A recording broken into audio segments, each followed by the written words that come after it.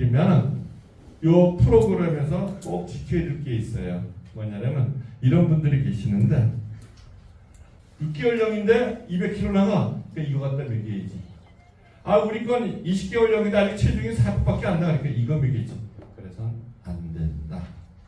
사료는 꼭 드리고 싶은 말씀이 거기서 제시해주는 원령에 맞게끔 요 원령까지는 요거 먹이고 요 원령까지는 요거 먹이고 요 원령까지는 요걸 먹이는 게 맞아요. 다만 양은 아까부터 그 안동에 그런 것처럼 초음파도 보고 살찐 BCS 얘기하는 거예요.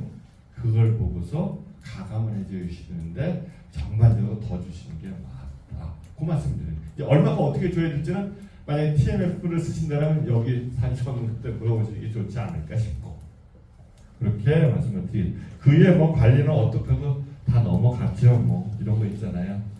예를 들어 100두 이상을 나는 비용만 한다 하시는 분들 있으시면 잠깐 손 좀 들어봐 주실래요 혹시? 사다 하시나요? 아니면 내가 상상하시나요? 자 그러면 꼭 말씀을 드릴게요. 우사가 기본적으로 48짜리인가요? 50짜리인가요? 48이 이거 한 라인이 몇 개죠? 몇 칸? 13칸. 13칸이요?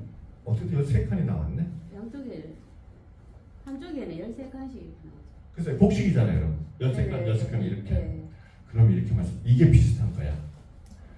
요게 제가 전남 한평 생축장에 가서 벌써 10년도 훌쩍 지났어요. 행을 어떻게 했냐면 거기는 한 번에 뭐 2, 300개 뒤로 와. 그리고 또 이제 거기다 이제 두세 달을 그냥 또 이 밖에 빼. 올인, 오라업, 전형적인 비육 시스템이에요. 거기 복식이에요. 근데 다만 이게 5 곱하기 10칸이야. 12칸이야.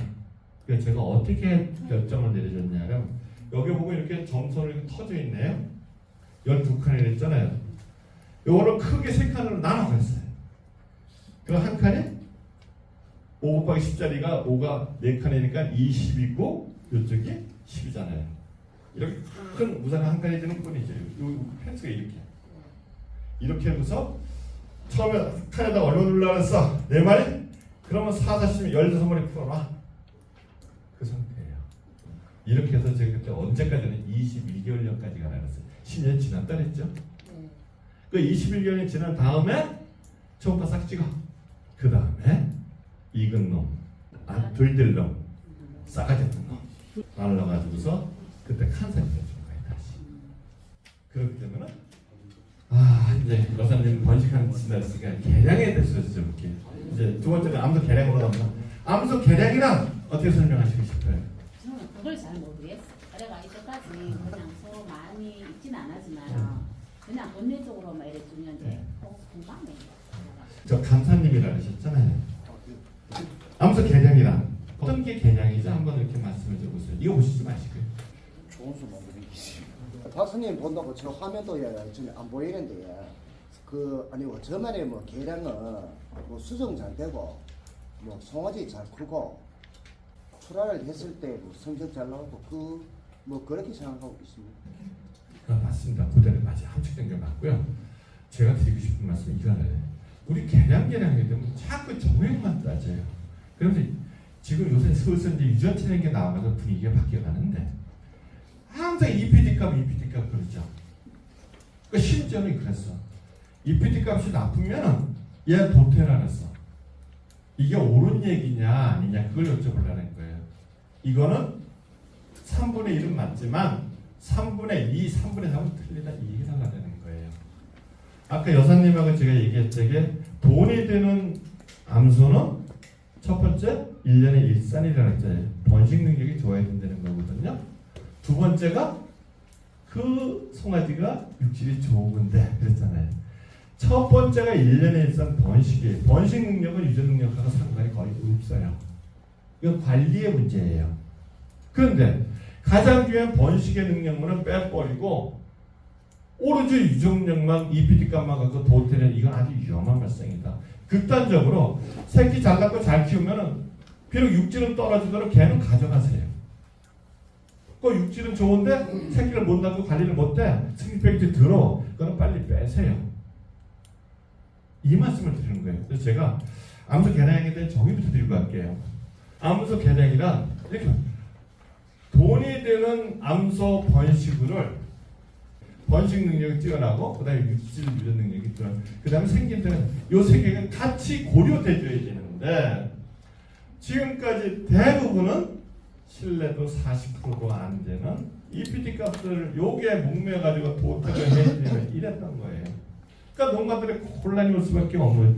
아씨 새끼는 잘 낳고 관리 잘하고 순한데 근데 EPD 값이 낮다고 도태를 해야 돼.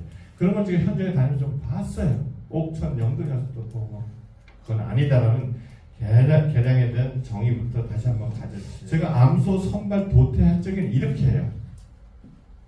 요 세 개를 같이 봐요. 번식 능력과 육질에 대한 유전 능력을 봐주는데 EPD 값을 봐주거나 초음파로 들어가서 봐줘요. 암소 개량에 대한 정의는 이거고 그럼 요거에 따른 그 다음에 우리가 평가는 요걸 동시에 해줘야 된다. 농가는 선발을 해서 뭐 하겠다는 개량은 조금 어렵고 힘들고 부적합하고요. 농가 입장에서 매년 우리 집에서 떨어진 애들 15% 매년 도태한다, 즉 비흡출한다 이렇게 생각을 하시는 게 바람직한 점진적에 무리가 가지 않는 농가 입장의 개량 방법입니다. 자, 해서 어떻게 해주시는 것이 맞나요? 그리고 한번 여사님 댁에 한번 가보세요. 여사 이런 발굽 있는 애들 있나요, 없나요? 말씀드릴게요. 이 정도 되게 되면 아주 심한 거거든요. 이렇게 되게 되면 젖소 같은 경우는 젖을 생산하는 게 목표잖아요. 젖이 11에서 14% 줄어든답니다. 그만큼 스트레스를 받는 거거든요. 이런 애들한테 저거 새끼 관리 안 한다고 거기다 또 우사 바닥도 질퍽해서 빼려면 한참 빼야 돼. 그래서 꼭 소만 탓하지. 야 엄청난 스트레스를 받아요. 그러다 보면 새끼가 와서 뭐 하려고 자꾸 지들 걷어내 살라고 나르지. 먹는 게 살라고 하니 젖도 안 나오지. 제가 드리고 싶은 말씀, 내 집에 있는 좋은 수가 있다 했을 경우 좀 이런 걸 꼭 해줬으면 좋겠다. 엘리트 카라이그 얘기했죠. 그런 게 있다면 나머지까지 어떤 이런 걸 다 같이 봐서 제가 평가하는 건 이렇게 평가해요. 한 집에 20마리가 있다. 그럼 우선 원령과 산차수를 계산한 번식 능력이라고 나름대로 평가를 해보고 개체별로 그 다음에 초음파 찍은 거로서 육질 능력, 표현력이라 했죠. 쭉 평가를 하고 그다음 나머지 방금 발급, 뒤태, 고장, 요강폭, 좌강폭, 미금부가 위로 붙었느냐 끝으로 붙었느냐 이런 거로서 발육 능력이라고 평가합니다. 요 세 가지를 각각 저는 50대, 30대, 20의 비중으로 종합점수 매기고 승리를 매겨요. 이렇게 해서 끝에 처지는 애들은 빼세요. 이렇게. 지금까지 제가 21년, 2년, 3년 동안에 7, 80 농가 이렇게 했던 거예요. 가까이 구미까지 들어와서 예고했는데 어느 농가 이거 했을 적에 제가 거의 다 흡족해하더라고요. 자기 암소 개량에 대한 정의 어떤 놈을 골라내고 어떤 놈을 처벌해야 될지 헷갈렸던 상황에서 자기들도 고민을 해. 근데 공일하게 이게 좀 저게 나쁘고 저게 나쁘고 이게 어차피 정리를 해서 칠건 쳐줘야 돼.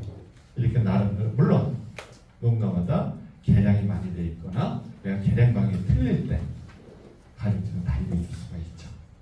이렇게 해서 하게 되면 깔끔하게 정리가 되고 쉽게 결정될 수가 있다.